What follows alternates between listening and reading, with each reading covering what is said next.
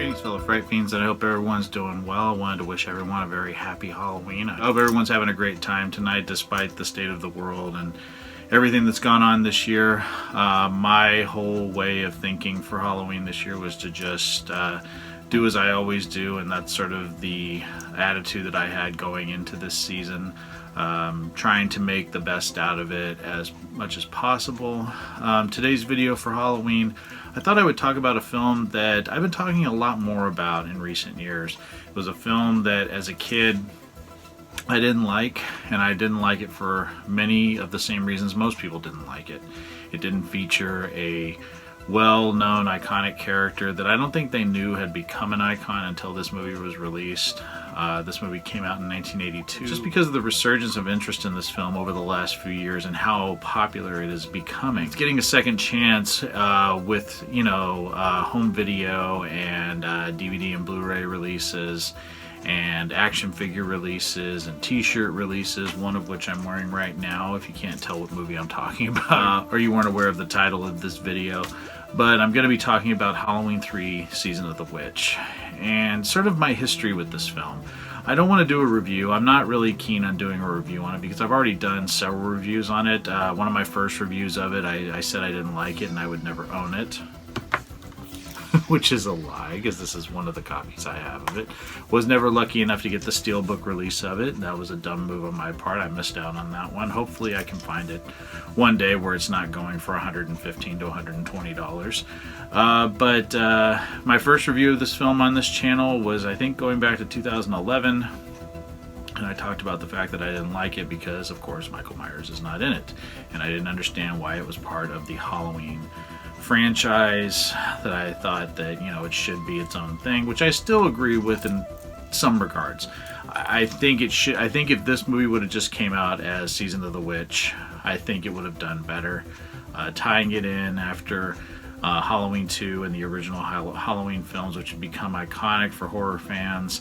I think this film, it didn't have a chance, even though it was a really good concept and something that I think could have spiraled off into a different way of a franchise than initially what happened, because this was kind of their first attempt at doing something outside the norm, doing something different, as opposed to making another slasher film. They went with kind of a pod film, which is what Tommy Lee Wallace likes to call it, director-writer Tommy Lee Wallace. It deals with, witchcraft and an individual in the form of Conal Cochran, who is known for novelties, who creates these masks that have pieces of Stonehenge in the back of them. And when this commercial plays on Halloween night during the Horror-thon, these things are going to cause the children that wear them and watch the Horror-thon commercial to die a horrific death. And it's pretty twisted and dark. And I think that's, as I've gotten older, what I've grown to really like and appreciate about this film. Again, the first time I saw this film, I was about, I would say, probably 10 years old, 10, 11 years old. And I remember my grandmother and I, who I've talked about before, when I did the tribute to Donald Pleasance, I talked about her saying that she was a huge fan of that character and the first two Halloween films. And I remember Halloween night, probably, I'm going to say 1983, 1984, this movie was on cable television. And my grandparents were the first people I knew to have HBO or Showtime. Before my mom and I even had it. And I remember this movie was on and we started watching it, and I think it came to the point where the main character, Dr. Chalice, is in the hospital, and one of the men in the suits comes in and kills Ellie Grimbridge's father by snapping his skull. And after that, my grandmother didn't even want to watch it anymore. I remember her turning it off.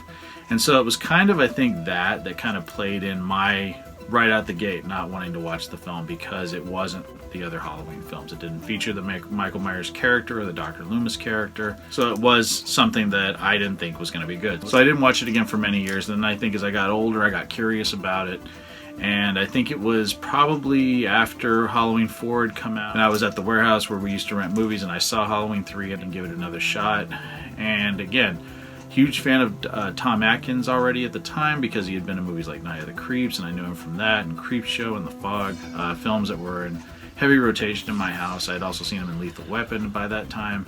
And watching this film, loved him in it, but didn't like the movie at all. And I think it was because I was young and I didn't like depressing endings. And this movie has an ending where it could go either or. They could stop Colonel Cochrane's plan, Dr. Chalice could stop Colonel Cochrane's plan, or it could go on. And I didn't like that, and so that's why I didn't want to watch it again for some reason. And again, you know, there was some depressing endings on the Halloween films, but for some reason, because this one was separate, I just didn't want to revisit it. And it really wasn't until I started doing the Horror Zone channel and Scream Factory was putting out the special editions of Halloween 2 and Halloween 3 that I got curious to watch it again.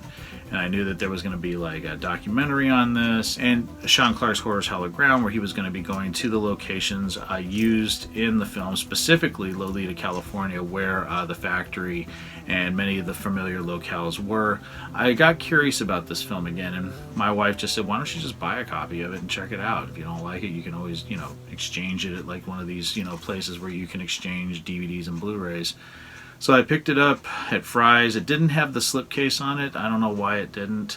So I've never had the slipcase with this one. But I revisited it, and it was after I did my initial ranking of the franchise on this channel. And I really kind of liked it.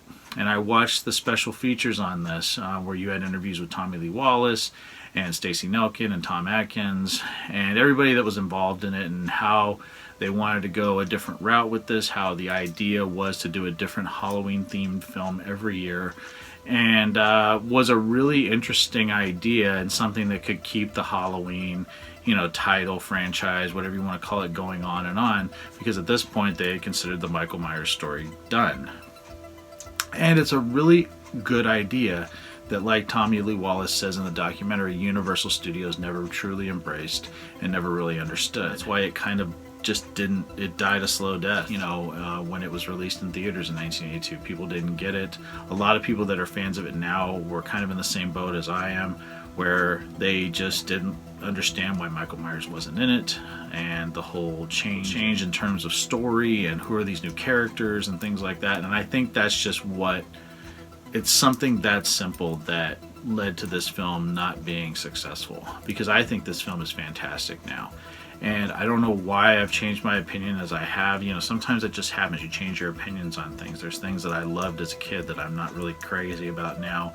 And this is one where it's my third favorite in the franchise. And that has changed significantly since I did my initial reviews back in 2011. I also did a review of each of the Halloween films leading up to Halloween 2018 and 2007. So yeah, this is my third favorite in the franchise, just after Halloween's 1 and 2. Another reason I think this film has become so important to me is because I got to go to the actual town of Lolita, California last year on my birthday and see the actual real Silver Shamrock factory exterior. And yeah, it's in shitty shape, and people have not been kind to it in terms of, you know, keeping it up. It's falling apart, but it's there. It's a piece of film history that's there. It has a little placard on it that says, you know, Halloween 3 with Tom Atkins on it. And I got to walk around that building, get some great video of it. And it's a place I would love to go and revisit again. This film means a lot to me, and I got to meet Tom Atkins 3 years ago, and he signed a nice poster for me. Just this year, my friends over at Forever Midnight sent me a little piece of brick from the actual factory, something I could have got on my own, but you know, of course, I'm really weird about taking things from locations. I'm just really great about capturing them on video. And then also this year, I'm going to put the movie down for a second, but we got this amazing set from NECA Toys, which is very hard to find, and my wife luckily found one for me at Target of all places. But I never in a million years thought we would have Silver Shamrock Halloween 3 NECA figures. It just shows like how popular this film has gotten. In this horror thon shirt that I got from Gutter Garbs, I love it. I got another shirt from them from Halloween 3, and then I got one from Fright Rags this year. I have quite a few Halloween 3 shirts now, and yeah, this film just means a tremendous lot to me. It's become one of my favorite horror films of all time. I think I just opened myself up to something different. I love the Halloween season. It's my favorite time of year, and this film really captures the spirit of Halloween. It's got a dark subject matter, really great characters, a really interesting story, a really suspenseful atmosphere. and a very traumatic ending where it's left open-ended. You don't know what happens, and I love that about this film. And I'm so glad that this film is being embraced, that this film has become more popular over the years. And I just wanted to take tonight, my favorite time of year, to celebrate this film and talk about why I love Halloween 3 Season of the Witch so much. And I hope everyone else has sort of given this film a second chance. If you haven't watched it, I definitely recommend people checking it out. Pick it up, watch it on demand, watch it on the Blu-ray. Pick this one up. You can still get this version of it on Shout Factory, Scream Factory. Put a link down below. And then also, you know, I can't recommend Gutter Garbs and Brett Rags enough for awesome Halloween shirts. And just wanted to say happy Halloween to everyone. Talk about this film and why I love Halloween 3 Season of the Witch so much. Really appreciate everyone taking the time to stop by the Horror Zone. Might be a little quiet for a little while. I'm thinking about taking a little break from social media and YouTube for a little while. But couldn't go out without saying happy Halloween to all of my fellow fiends. Thank you so much for all the support, and I hope everyone has a spooky good time tonight. So take it easy. Stay scared as always.